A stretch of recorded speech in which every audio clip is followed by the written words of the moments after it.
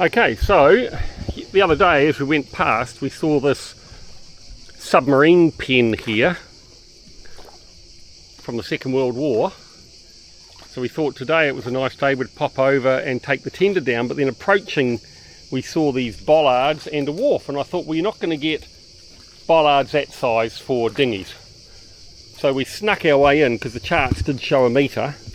We snuck our way in very carefully, and you probably can't see it down there, but we're about 2.6 metres deep. So we've still got one metre under the hull, and that's from the bottom and the centre. It's probably a little bit deeper out there. Anyway, we've tied off onto the wharf. Really interested in people's comments on this, because the bollards are far enough apart that it's actually quite difficult to get down to that one stern of the boat. So in the end, we put a springer from the midships to that one, and the aft line to that one, and then we put a springer forward and just looped it round and put it onto the front of the bow. I mean, we're not staying here for that long, but I'll just be keen for any comments on whether we have done something very, very sacrilege in doing that. But she's sitting here beautifully, actually, just about a foot or so off the wall. That centre fender's just sitting against the concrete, so that'll get a bit of a rub. But yeah, you know, as always, it's a gorgeous day, so we don't have to be as fussy as if it was obviously windy or a swell going through. But yeah, dead interested in comments on that. Absolute no-no, or stop worrying about it, Mark. Anyway, we're going to head off. There's a couple of entrances over here by the look of it, don't know where they go, and then the actual pen, submarine pen, is there. So we will go in there, explore, and then I will do some research for you. Right, there's Awanui NZ. I suspect these are closed off, are they?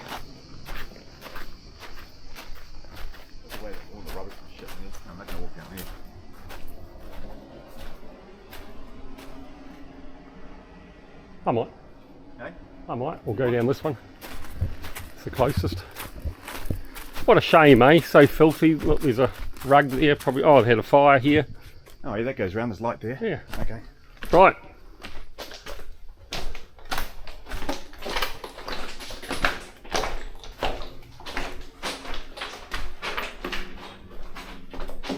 Man, wars create a lot of work, don't they?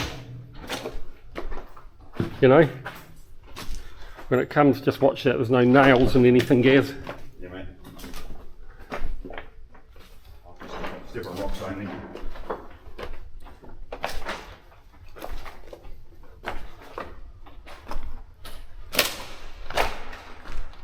Wow. You get Awanui NZ in here, mate. Maybe not through there. You'd struggle at that point.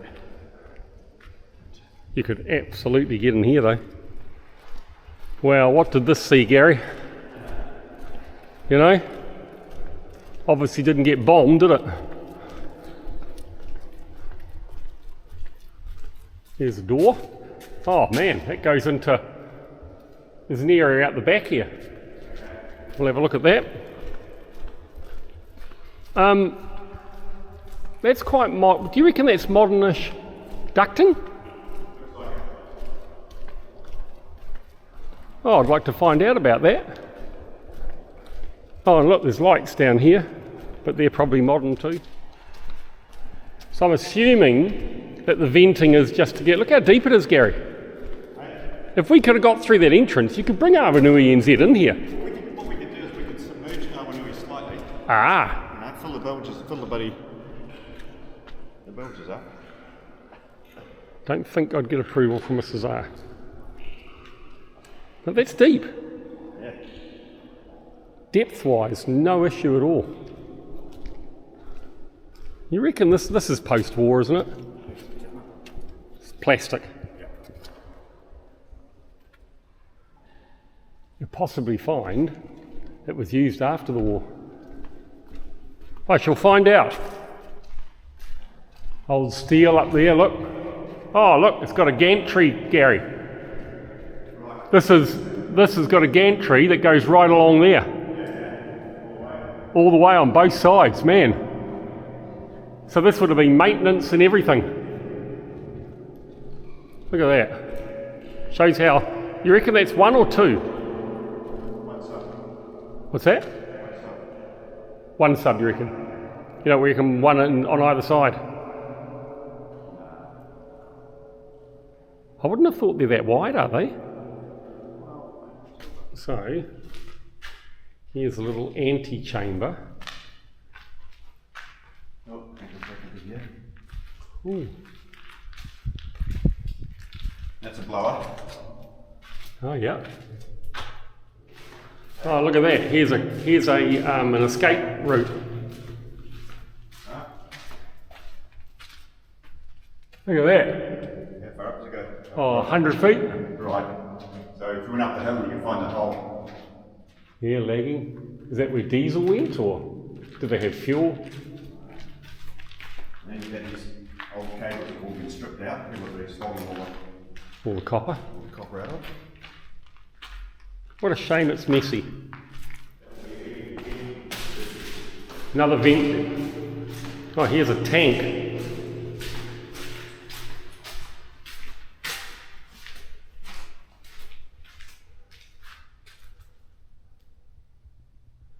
How do they get these down here, Gary?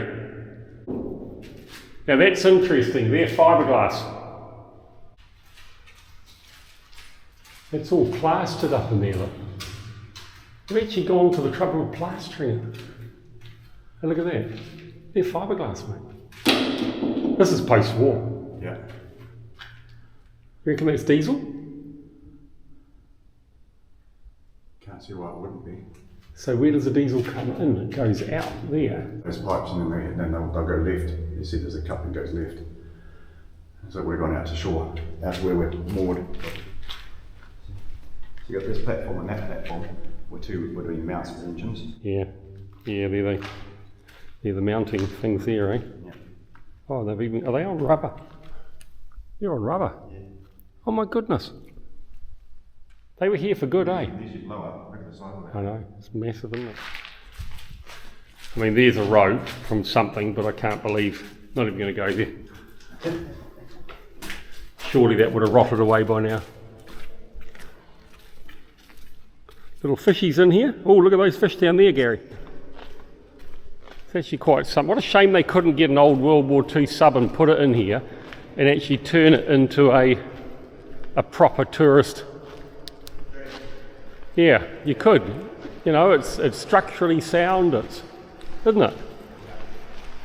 You know, it's safe. Yeah, mate, I reckon she'd get through there. 1, 2, 3. Oh yeah, it's nearly 5 metres across there. She'd get through. Yeah. That might be the challenge, the lowering. Yeah, and then you get the waves coming in. Yeah, so we've decided that we're not bringing Awanui NZ in here, even though technically she could probably fit, but we think that would be a step too far. The girls won't. And I think it would get vetoed by the girls. Gaz and I were here on our own, who knows? Who knows? Oh, it's quite something, isn't it? So we don't need to take the tender in, do we? Okay, alright. We've taken the stern line off and the bow line off, and Mark's just coming back a bit. Oh yeah, you could just loop it. Do you want to just loop it off, Mark? Okay, is that off alright? Yep. You ready? Yep. I'm off! You are clear!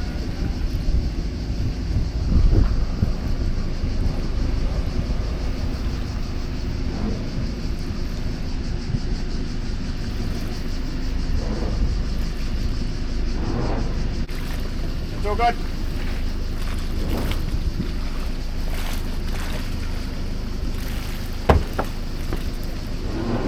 And goodbye, Submarine Cave.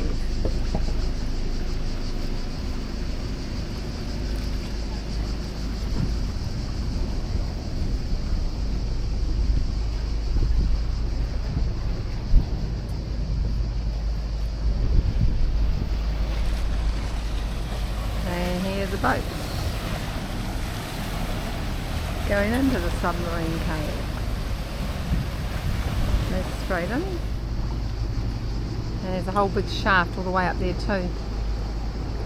So this was a whole heap of fish that came up on the screen. Look at it. Holy hell. So Mark just took off from, he was driving the boat and Gary was doing the ropes. So he said to me, you have control, but he said it as he'd already vacated the seat and was halfway out the cabin. True captain's True captain, is it? Yeah, absolutely. And so I jumped in and just kept an eye on things. And now Gary is back in the seat, so I can show you the amount of fish that's on the screen there. So there should be no reason that Mark cannot catch a fish when you see that amount of fish. So I'm now going to head down to see, because I would have thought we would have had a yelp or a yell or a something to say that he's caught something. So I'll just come down through here. And how's the fishing going? Well, I'm fishing, but I'm not catching fish, but that's okay. It's only been a couple of minutes. Well, but I'll show you this. Oh, it'll look quite good. What was the swerve over left and right? Because when Gary came, He knocked the steering wheel? no, he said, where are we going? Are we going? And he thought we were going where we originally planned, but he hadn't caught up on the fact that Yeah, we had a briefing. Right, that's your viewfinder. Cool. Exciting. So you should get fish. I know, but There's no reason you don't. well, I can't make them bite. I've got a lure out there.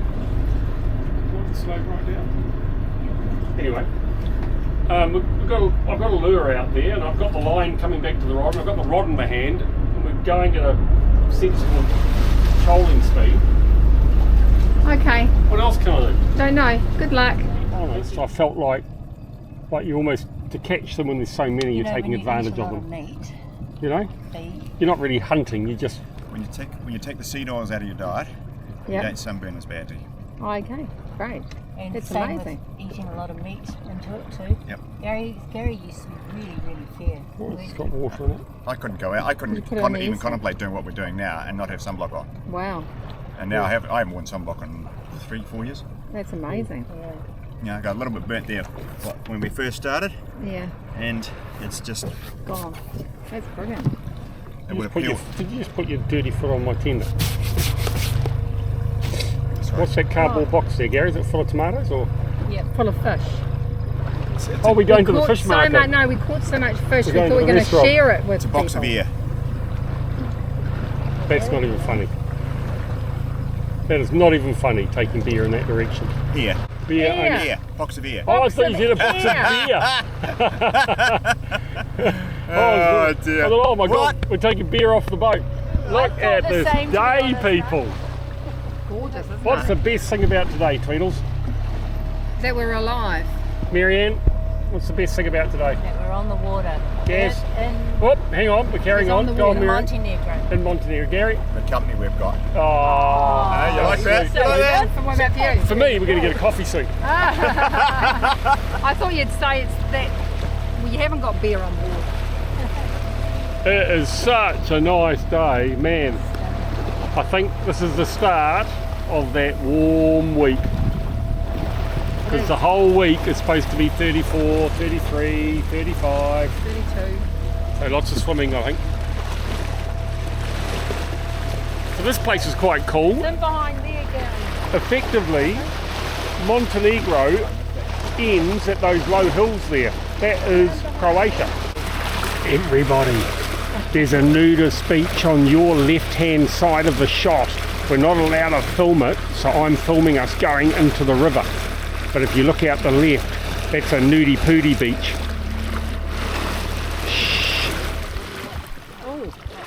Okay, so I don't think we would have got Awanui NZ in here. Maybe over here though, look. A bit deeper over here.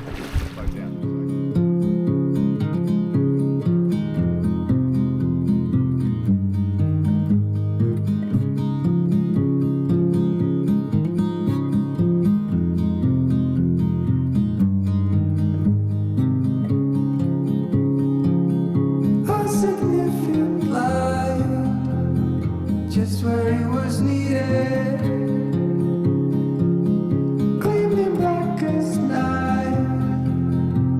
interested in injustice, dead in the eye of time. Nobody is losing. So here the guys are putting the tender into position. It was too high for us to get up, so they brought us into here, which was cool. And now they're going to tie it off. So we've got one at the back as well, that just keeps it a bit more secure. I just missed getting Mark going on to grab the other back rope with his foot. That was quite funny. A lot of places only till 11:30, 12:30. Where are we, sweetie? I don't know. What's the name of this place? Rest me. Where are we?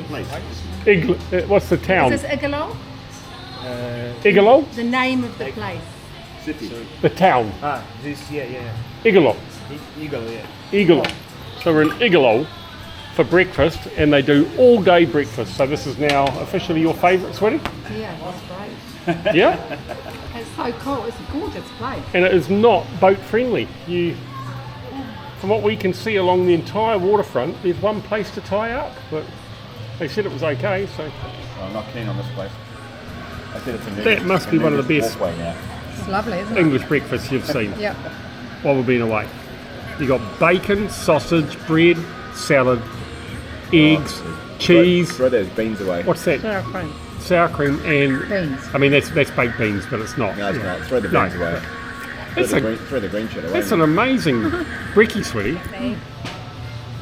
So, Mark, did you enjoy that piece of basil with sour cream all over it?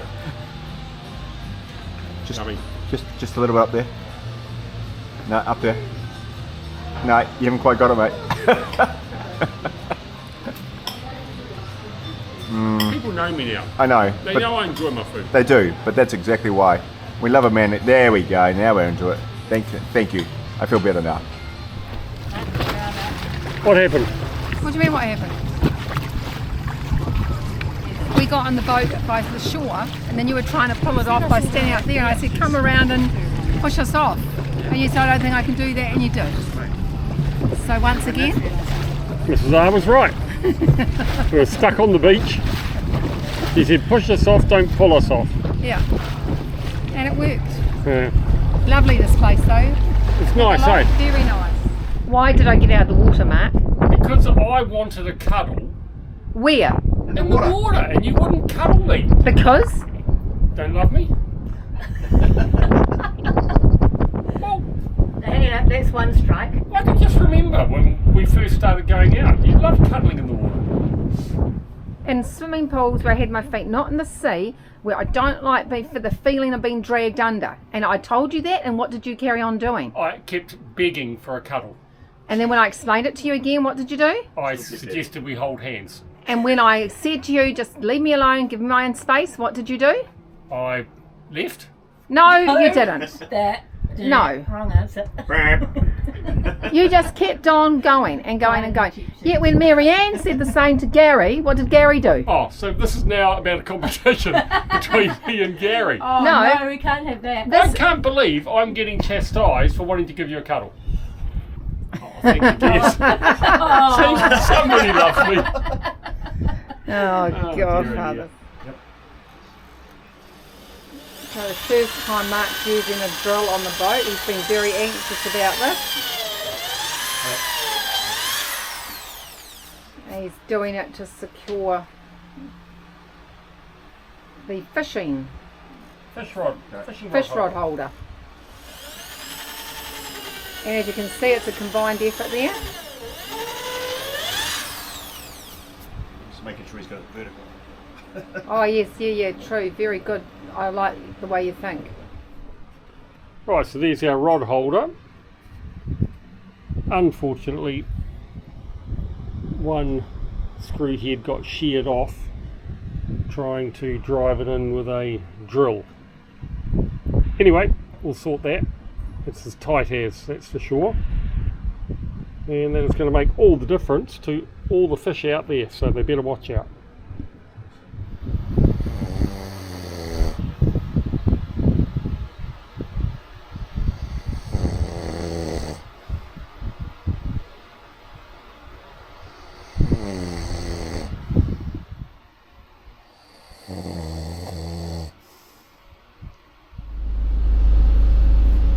So you're not going to believe this, we have blown the fuse again, the T fuse, and this time we didn't have the air conditioning running, we had the water maker running, we had the oven running, and then Fiona turned the washing machine on and it blew that fuse again, 250 amps. So what we've learned, did not realise this, is with both engines running, the alternators are only providing DC power. Without the generator running, you're asking the inverter to do too much to run those AC appliances. So the water maker, the oven, the air conditioning, the cooktop and the washing machine and dryer are AC. Effectively underway, even with both engines running, we can only run one major appliance. If we want to run two, we've got to start the generator. I did not know that. And the big difference is, because we've got Gary and Maryanne on board with us at the moment, Gary's been driving, it gives us spare time, so I go and get dinner ready and I put dinner on. When Fiona and I have been on the boat, we've never done that. So to add complication, that was our last T fuse, and there are no T fuses, it looks like, with 250 amp in Montenegro. So there are a couple being shipped tomorrow from Turkey to a hotel in Lustica, and Siri's son, who you met with Dingo the dog, is going to bring them over to us. And we might try and get my brother-in-law Rodney, who's coming to join us on Thursday, to bring one as well. But just goes to show you need your spare parts. So effectively now we're running the engines to recharge the batteries, and we're running the generator to give us AC power to cook. And then once we've got enough charge, we can shut everything down, and luckily the fridges and the freezer are 20 volt DC. So they will run off the charge we've got on the battery overnight. But effectively it means running the generator and all the engines a lot more over the next couple of days until we get another T fuse. Learning lots about electricity, man. But that's what this is all about, learning. And by the time we really do a big haul in Awanui NZ, I should know an awful lot more. But look, gorgeous night. We're about to have lovely roast pork chops. Just going to pop in over here and anchor and have dinner. That's our day.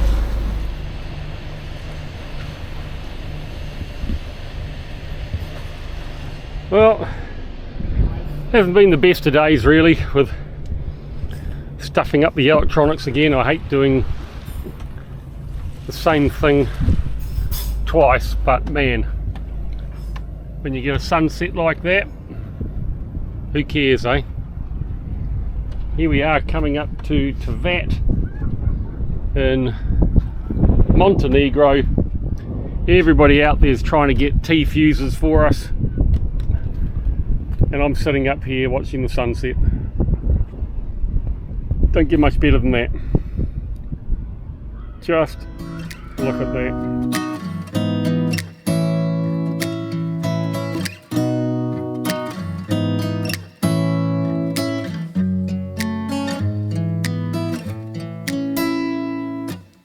Beautiful woman, I felt it deep inside. Beautiful woman, people are talking me down. Beautiful woman, you try to tell me what's right. The road gets longer.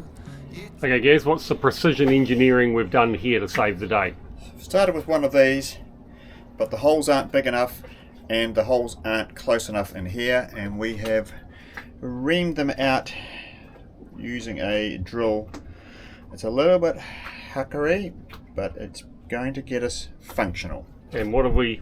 And we are replacing this one. So what's the difference between those? So this is a 250 amp slow burn fuse that will allow peak current to exceed 250 amps for a short period of time without blowing. One of these will go at when we exceed 250 amps. So it's a more restrictive fuse. Right, so arguably it's safer. Safer. And so the idea being that now we only use when underway one big item. Correct. And then we shouldn't get or, near it. Or run the generator. Yeah, but we should get nowhere near that amperage by just running one, hopefully. But anyway. Correct. So now we've depowered the ship, or we're deep in the process of depowering the ship. And then, so we turn all the circuit breakers off. Then we close the batteries down. Obviously the engines and the generator aren't running. And then... And you've isolated the battery up front? Not yet. Okay. And then Gary's going to go down into his man cave. And we're going to do what we did the other day by taking the dead 250 amp soft T-fuse off and replace it with this hard one, and then we should be able to power everything up and we'll be away. But anyway, let's see. All the circuit breakers are off and battery banks 3 and 4 are off. Okay, I'm turning the master switch for the inverter off, battery off, battery off. Okay. Circuit is now completely isolated. Yep. No power. And we're going to take the... This is all for the DC circuitry. Into the inverter, then the Yep, inverter so- into AC. Okay, Yep. so there's a lot of amperage coming in there from 8 batteries, eh? When they're on. Great shot of Gary's underarm there. Thank you. I don't shave my underarms. No, You good might healthy notice. growth there, Gary. Thank you. And this should be the last job for Gary before we dispatch him back to New Zealand tomorrow. He's been quite useful in all respects. Right. Oh, that's a very burnt looking. Right, so the big test is here. Does that fit, eh?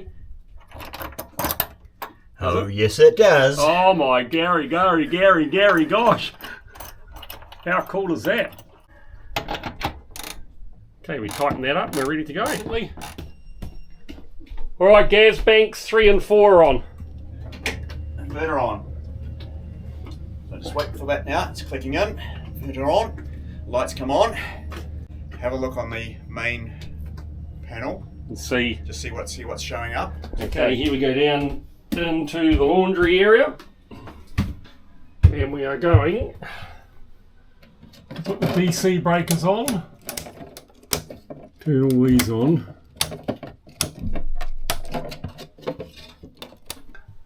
Okay, we're all on, Gary. DC and AC. Yep. Okay. Right, and we have ship service 240 volt is on. And we're drawing 13 amps from the battery, which would be about right.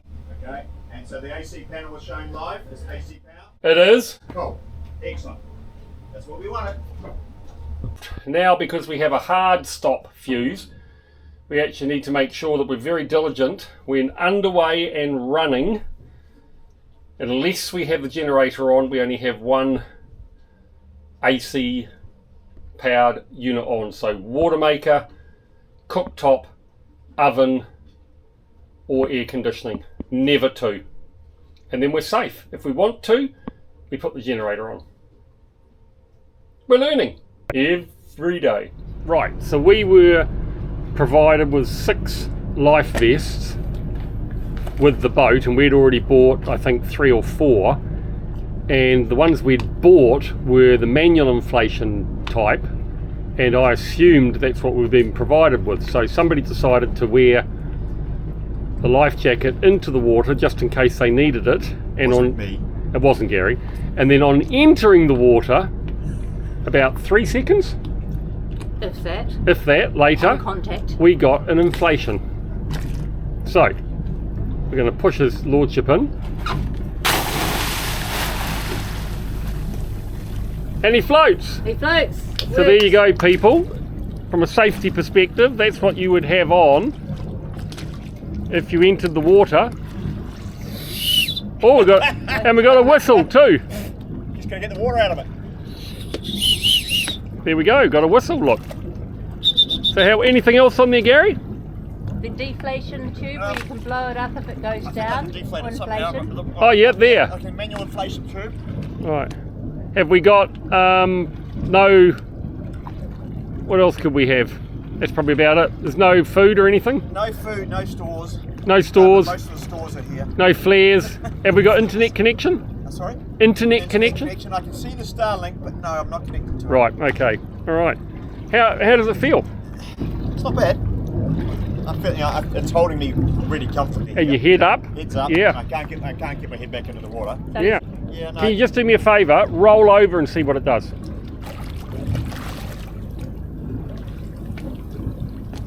Rolls them back. And it rolled you back? That rolled me back. Okay, there you go. So even trying to roll face down, you will end up on your back. That's not a solar panel on the front of it? Not that I'm aware of. Okay. Lights. Oh, that's great. So now I assume we deflate it and then we get a new gas bottle and it's ready to go again. Yep. When I was in the water, I couldn't see what this top was, but it's the cover for the manual inflation tube. Ah, But I think we can also use this to deflate. right. We're going, Gazza. Oh, I'm going to go down to the airport, man. See if we can find an aeroplane. So this is the way we go, supposedly, to get very, very close to the terminal building. Apparently we can drop our guests and pick them up at a little pier right by the airport. So we are going to check it out and see if it's as easy as people tell us.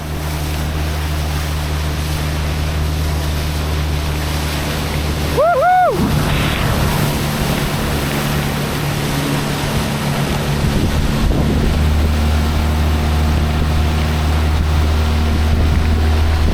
You never know what you're going to see. So there's the airport, control tower, and here's the pier.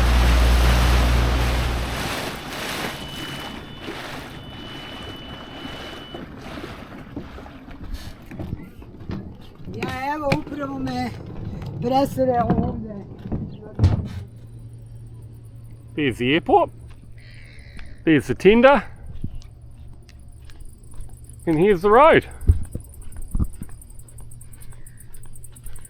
So effectively, guests arriving, come out of the terminal building, turn left. Guests departing, get off the tender, turn left. Instructions to everybody, get out of wherever you are and turn left till you either find the airport or you find the tender tied up. So coming out of the terminal, you literally turn left, walk along in front of Terminal 2, and then walk down this pathway until you hit the main road and turn left. What do you reckon it is, Gary? 10 minutes? 9 minutes to here. Oh, it took 9 minutes to here. There you go. And we didn't know where we were going, but we didn't have bags. That's a great exercise. We now know how to get to the airport and back from the airport. It's a great place to pick people up. I'm not sure. It's taken us 21 minutes there and back. Yeah, I'm not sure it matters whether you get a taxi from Tivat or not, but it's just quite nice knowing there's a local option. Anyway, we now at least know how the system works. I like that colour. Anyway, that is the airport excursion. Out for dinner. Where are you off to, mate? Oh, steak. Look, tomahawk steak. Taxi driver too much. It's so nice. Snarky. What? Film our taxi Oh, our driver. taxi driver. Hey, bye-bye. Nice Bye-bye. taxi driver. That's lovely. No, Gary's on his way in. It's gorgeous, eh? Oh, it's great. Look, he knows exactly where to go. Oh wow. Well, that one there. Stage. Ah, Very Right. nice. And look at the, hey, here's me. which one? Yeah, that one. You reckon? Yeah, yeah. Look at That'll that. be more than a kilo, mate. Look at that.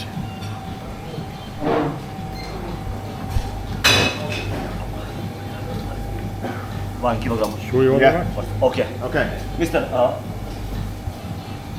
You two want? person, it's okay, this Ooh. is big. Bit big, yeah. You can have some Yeah. of mine. You can have some of mine. Yeah. No, too big. Too big. Small, Yeah. smaller. That one. Yeah, that's This good. is For lady. That's for lady. That's for, no, that's for two. That's for two. That's for me and my wife. For two. Yeah. Okay.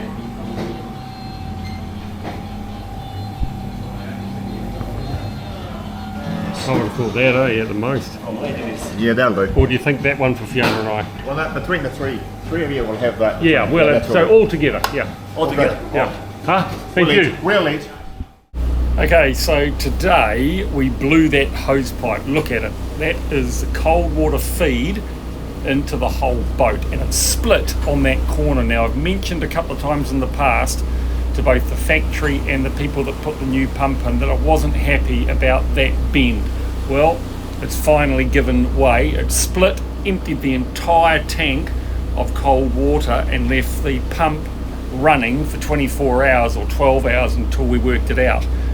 So we had to get the pump out, we had to get it sent off. It was 650 euros to get it fixed, but in the meantime what I wanted to do was replace the cold water by turning off the thermostat heater in the hot water tank and diverting the water through the hot water cylinder. Wow, what a plan.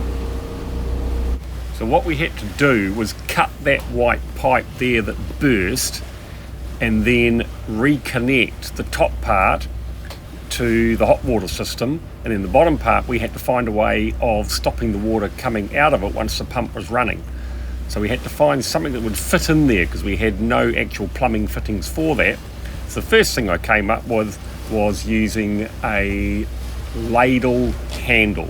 Let's see how that goes. Mr. MacGyver didn't quite work. The solution of the spoon was fantastic in that the clamp absolutely clamped to the outside of the spoon. The problem was the handle has a hole in it. So when water comes in, it doesn't go around the outside of the spoon to get past, it goes through the spoon and comes out the other end. So that was a dismal failure. We had, not very common these days, a bottle of wine in the fridge with a cork in it. And it's exactly the right size. And of course corks go in bottles and they're designed to hold in there under pressure. So we're going to put that in now and see if it works. But while I'm at it, I was down here and the compressor for the air horn, and I'm assuming, well, it's for this as well, see this little thing here for cleaning up, has been losing pressure and the pump's been coming on continuous. Well, I've been meaning to have a look at it, so I turned the pump off and I have found that this hose is perforated. It's got a little split in it. So it is a day for getting splits in hoses. So when the pressure gets to a certain point, it just starts expelling through there. So I turned that off, this valve here, left the thing to charge up thinking that would be problem solved, and then there's air coming out of here. So I've taken some video. We're going to send that off to the factory to get their comment on that. I sort of feel like I'm being a bit of a nuisance, but well, there you go. Look, valve is open, cork in place, clamp tightened, and it worked. Worst thing is we'll have to finish that bottle of wine tonight. Well worth it. So now we just have to put the pump on and check if it works. Those of you that watched previous videos, you'll remember we took the anodes out from the heat exchanger in the engines. And we were going to look at them in a month's time. Well, I did look at them in a month's time. They're still okay. But I've taken them all out today. I'm going to clean them up. And I think the decision this time is going to be to replace all four. So I've got these two here. And then over here, in a slightly more awkward place, these two.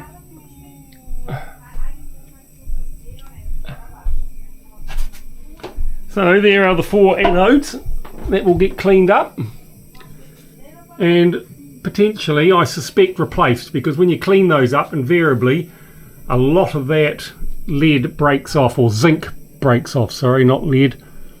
And apparently, I'll be really interested out there if anybody knows, what makes these expensive are these brass heads, and apparently you can replace these. So if anybody knows that you can, I'll be fascinated in hearing back, because it'd be quite good just to have spares of those and replace those. You'd have to fix them in there, of course, but anyway, so that's today's work, maintenance day. Alright, so there are the new zincs for the engine. So decided to replace them all because when I took them and cleaned them out, they were pretty much all like this. And while that probably meets the minimum requirement, it's not going to give us much longevity. So just give you an idea, they were in Greece about 38 euros each. So what's that in NZ dollars? About a $320 replacement just for some zinc anodes. So it's a bit scary, isn't it? But it is what it is, and that is now what, say 5 months of engine running. So I guess you can count on $600 a year, although I suspect we're going to find somewhere that's got them a lot cheaper, and when we do I shall get some, but probably still allow for about $500 or $600 a year for anodes just for the engine. And you'll be pleased to know the cork is holding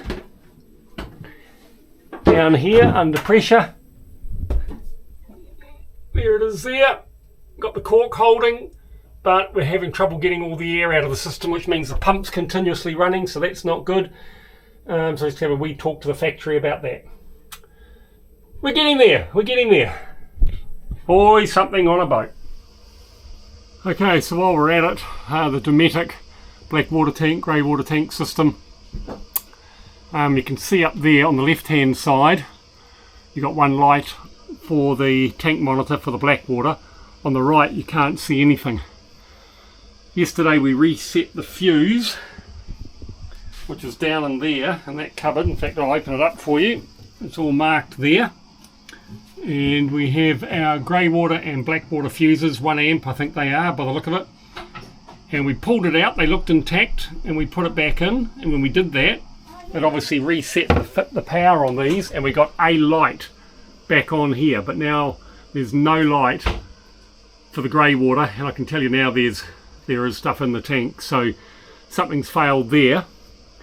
And yesterday when we went into auto on the grey water tank, that light didn't come on, indicating that the pump hadn't switched on.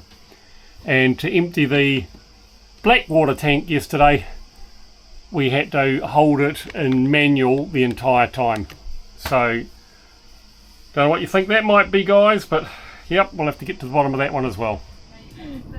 I look forward to seeing more entertaining videos. See you, Treadles. What a beautiful morning. Gaz and Maryanne are going to London, then back home farming.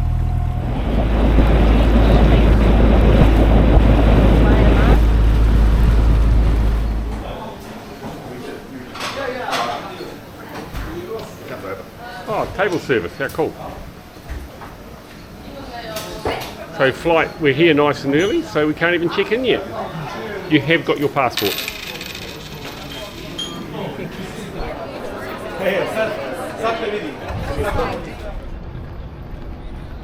So that was pretty cool, just walked Gary and Maryanne to the terminal here at Tivat, and it's just going off in there. There's flights to Serbia, flights to Vienna, flights to Dusseldorf, London, I mean everywhere. Just got a booming tourism market here, and I mean literally there are planes just coming and going all the time.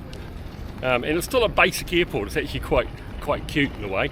Anyway, so we've worked out how to get people in and out of here really easily. Only 2 more lots to come now, and the second lot may actually be coming into Dubrovnik, but that's a great excuse to head up to Croatia. I've been looking at where we're going to put the boat when we go back to New Zealand for Blossom Valley, and at this stage the options are still Montenegro to an extent, but probably quite unlikely. Other than that, it'll be Malta, but the problem with Malta is people I've been in touch with so far says contact us 1 or 2 days before you arrive to check availability. Well, far out, that's not going to do us any good. We need to have a bit more certainty than that. Anyway, I don't know why they won't let us just book, but what we have been looking at, very exciting, is Tunisia. And Tunisia just seems to be a place that boaties are going to more and more. So I've been in touch this morning with our insurer, because there was a premium that was available for us if we wanted to go to North Africa, and we chose not to.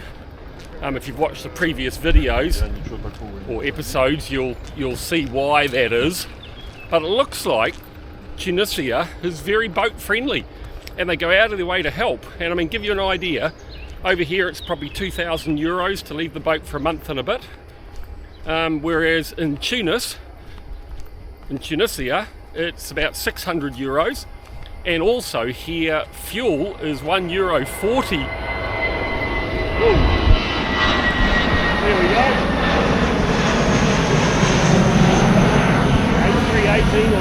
clean off the curb here.